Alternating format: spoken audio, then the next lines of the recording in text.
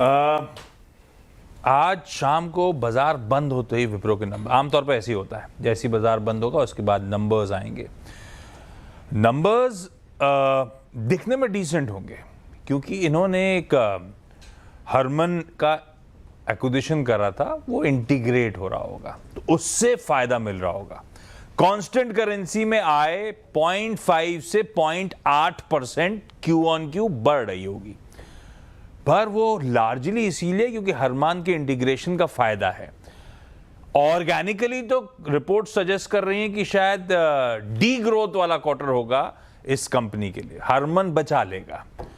दूसरी तरफ मार्जिन्स के फ्रंट पे 17.6% पे मार्जिन्स थे पिछले क्वार्टर में, शायद 50 बेसिस पॉइंट्स यानी कि आधा % मार्जिन कमजोर हो।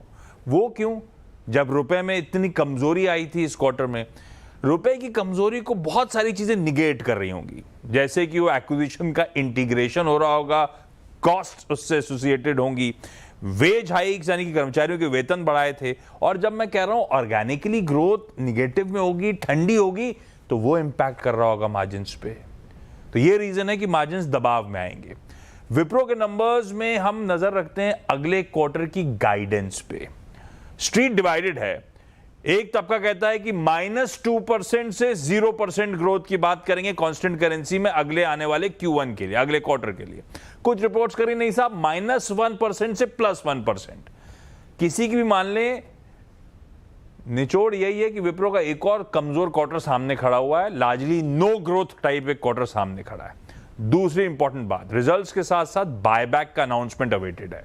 बाजार पचा के जा रहा है कि 16,000 से 18,000 रुपए का बायबैक होगा, $2 बिलियन के आसपास का। पिछला बायबैक हुआ था 18% प्रीमियम पे करंट भाव से, तो यही, और पिछले कई बायबैक इसके 16 से 18, 19% प्रीमियम पे रहे, तो बाजार ने दोनों चीजें डाइजेस्ट कर रखी हैं। देखते हैं एक्चुअल अनाउंसमेंट क्या आता है। तो रिजल्ट्स फीके, सारा दारोमदार इस बायबैक अनाउंसमेंट पे है। ओके, तो रिजल्ट्स तो फीके आ सकते हैं, अब बाईबैक को लेकर क्या खबरें आएंगी उस पर नजर रहेंगी। शुक्रिया आशीष जी बताने के लिए। वक्त हो रहा है